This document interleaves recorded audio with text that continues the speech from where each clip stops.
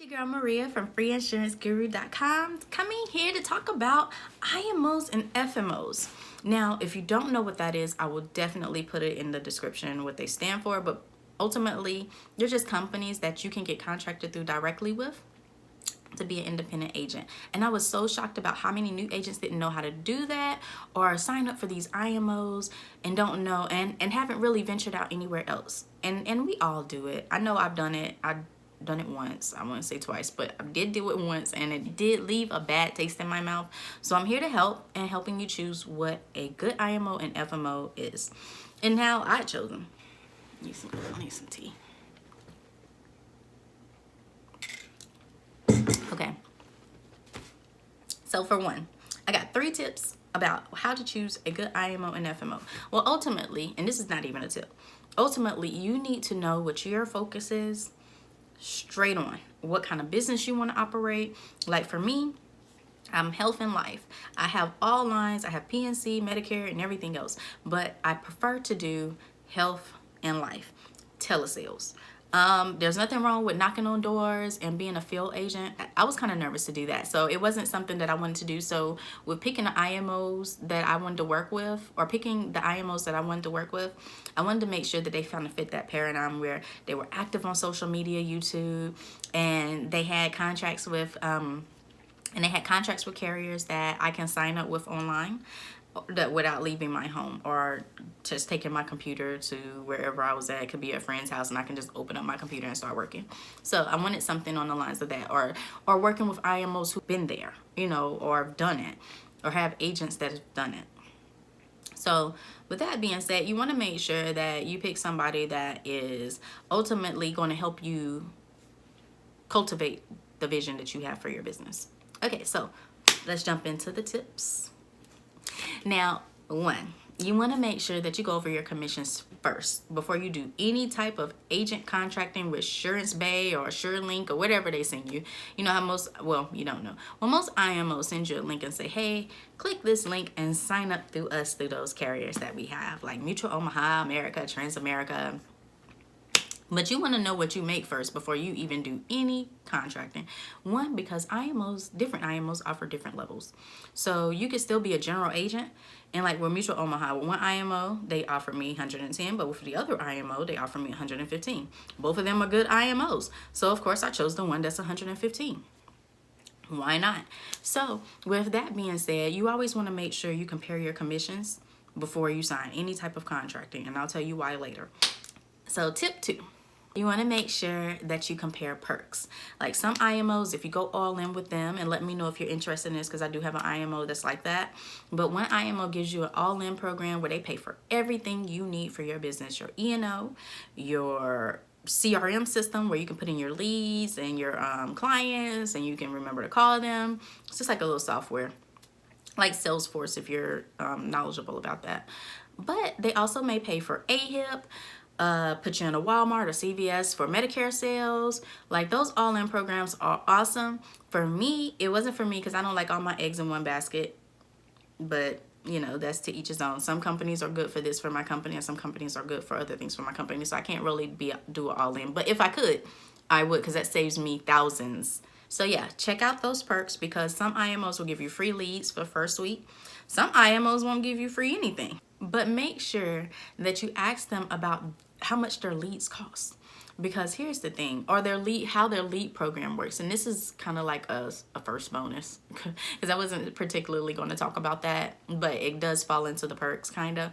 But also ask them how much leads cost, like how much 30-day leads cost, how much 60-day leads cost, 90-day, and a year.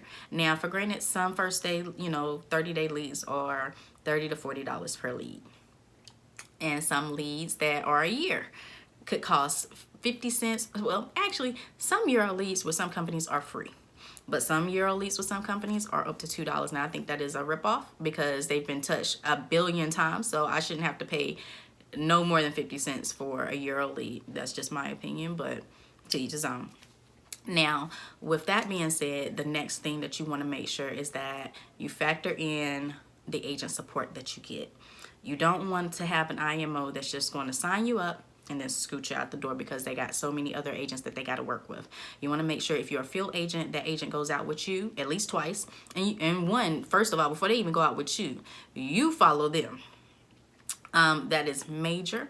You want IMOs that have done what you're trying to do in your vision. Like when I wanted to do telesales, I would call one of my IMOs like every day. Well, really 2 of them every day. And we bounced off ideas and how I can get to where I needed to be and to be successful in their company. Because ultimately, the sales and marketing, that's their job.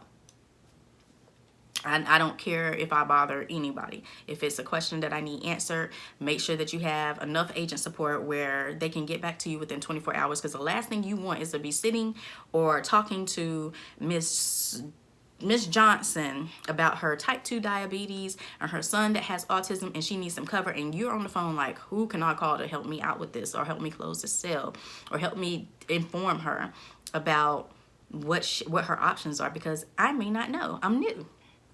And you don't want to have an issue where you are stuck trying to figure out commissions and things like that by yourself. If something was wrong, and this is just from my personal experience, if I don't hear back from them within 48 hours on something that I've sent them, and sometimes I may be generous and give 5 business days, but to not hear back anything at all, that is a huge red flag. Run. So like I said before, commissions, perks. Third tip was agent support. Bonus. Another bonus that I just thought of. You always want to make sure before you sign any contract, and definitely before you write any business under this IMO with this carrier, you want to make sure you ask them, how long is my hold? So let's say Johnny and his IMO, we had a falling out over agent support. I don't know. At first you were so nice to me and good because I was shiny and new, and now I'm seasoned and you like kind of put me down here, and I don't like that. And I'm ready to go because I'm not getting the service and support that I originally had and needed. And I want to go to Susie Q's, but she is so nice. Of course she's nice because I'm new, right? But you want to make sure that if I sold, let's just do a carrier, Mutual Omaha, that's a common one. If I hold any book of business with him, with Mutual Omaha, I want to know how long does he have to hold my commissions that I've currently written. Now, anything new that I've written under Susie Q's, I will get. But anything old, and that's hard. You worked very hard for that money. You want to know if you're going to be held 6 months to a year, because some companies hold you 6 months and then some companies hold you a year. So keep that in mind before you choose any type of IMO, and definitely pray about it because I know I had to. But yeah, so definitely take your time. Take your time. And I would say, take at least 3 weeks, take at least 4 weeks to actually, especially if you're a new agent and you absolutely don't know what you want to zone in on. Like some people just do the final expense market where they just do Medicare and final expense.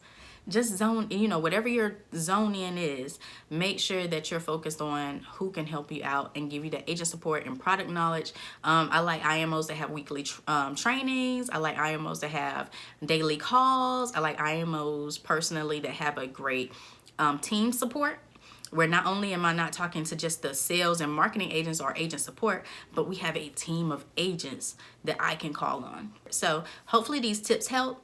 So remember, commissions, perks, and what was the last one? Oh, agent support and hold times. Oh, and make sure you ask them about their leads, because ultimately that's going to come out of your marketing budget. Okay, so hopefully you enjoyed these tips on freeinsuranceguru.com, and I'll be back next week with a new video.